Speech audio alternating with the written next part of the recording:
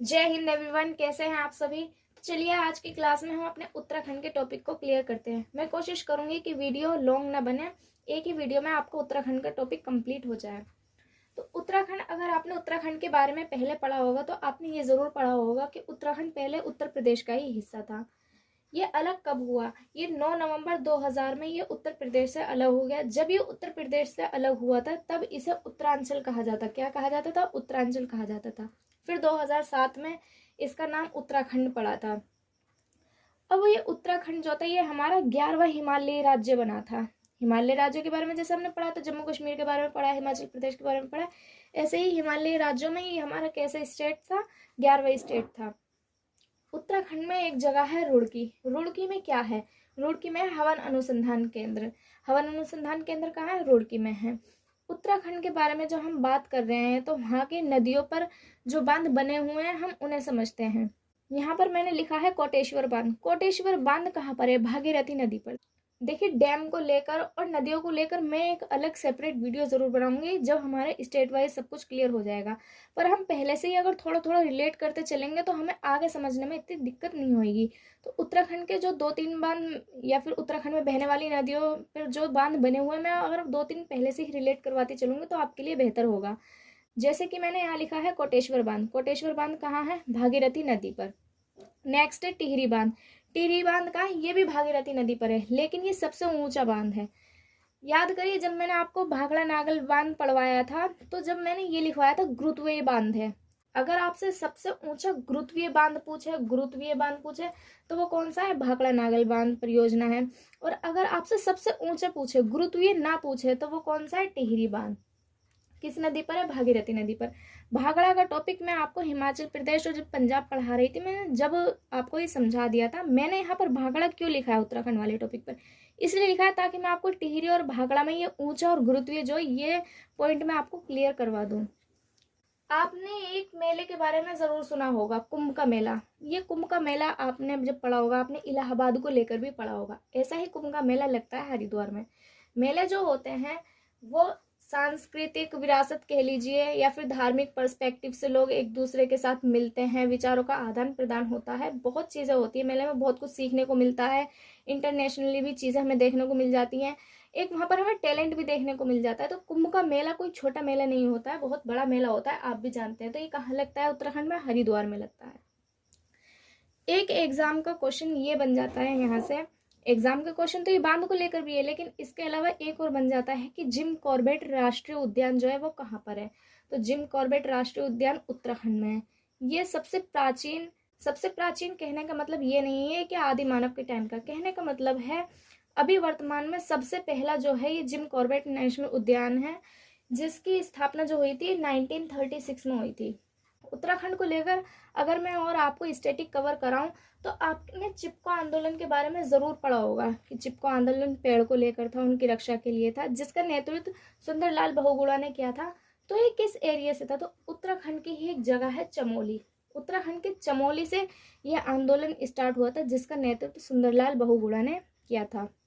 ये सारा static cover करने के बाद हम इसको थोड़ा ज्योग्राफिकली देख लेते हैं कैसा है। हमने जब कश्मीर को लेकर, हिमाचल प्रदेश को लेकर दर्रे पढ़े थे, इसी तरीके के दर्रे हम उत्तराखंड में पढ़ेंगे।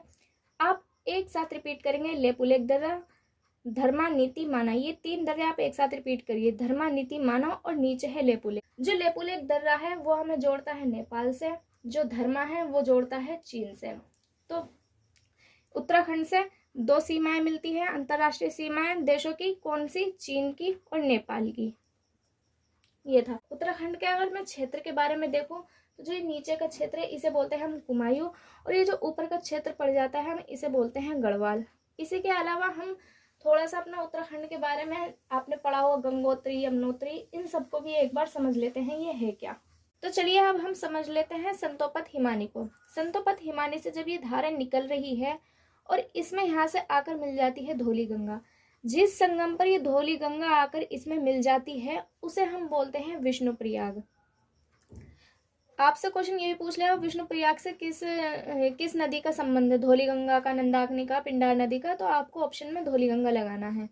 जब फिर यहाँ से संगम के बाद ये शाखा निकलती है, ये धारा बहती है, यहाँ पर जब आकर मिल जाती है नंदाकिनी तो यहाँ कहेंगे इसे नंद प्रयाग। नंदाकिनी नंद, नंदाकिनी नंद। आपको ये याद रखना है कि किस संगम को, किस नदी के संगम को हम कौन सा प्रयाग नाम देंगे।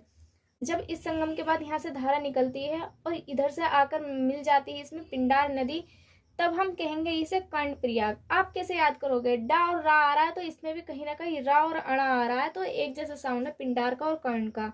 एक जैसे नहीं कहूंगे, आप रिलेट करेंगे समझने के लिए ताकि आप याद कर सके। तो पिंडार नदी के मिलने के बाद कौन सा प्रयाग, कौन सा संगम होता है हमारा, क्या कहलाता है, कर्ण प्रयाग। ये जो धारा ये निकल कर आ रही है लगातार कंटिन्यूसली, हम इसे कहेंगे, यहाँ पर जब नीचे बहती है तो इसे कहेंगे हम अलकनंदा नदी। तो कर्ण प्रयाग के बाद ये जो धारा निकल रही है क्या कहेंगे, इसे हम अलकनंदा।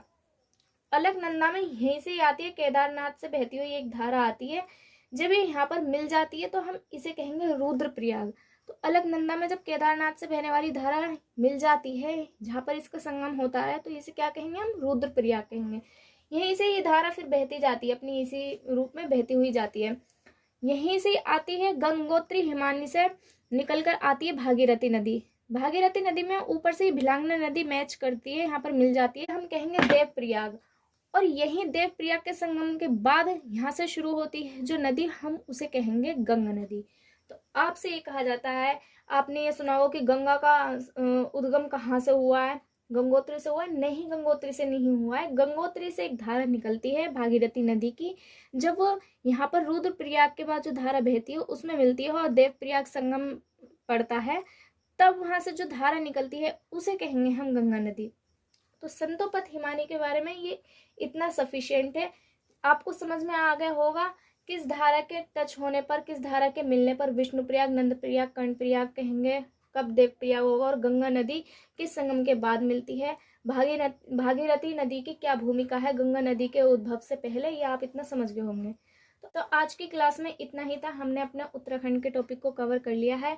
उत्तराखंड के बारे में इतना ही है, हमने इसमें दर्रे कवर कर लिए हैं, अपने बांध कवर कर लिए हैं और अपनी प्रमुख नदी धाराएं जो है वो भी कवर कर ली हैं। नदियों का एक अलग टॉपिक आएगा जिसमें पूरे भारत की कंप्लीट नदियां होंगी, लेकिन उत्तराखंड के पर्सपेक्टिव से इतना समझाना ज़रूरी था जो कि मैंने आपको समझा दिया है। तो आज की वीडियो में इतना ही। आपको वीडियो पसंद आई हो, समझ में आई हो तो लाइक, शेयर एंड सब्सक्राइब ज़रूर करिएगा। मिलते हैं नेक्स्ट क्लास में। Thank you so much.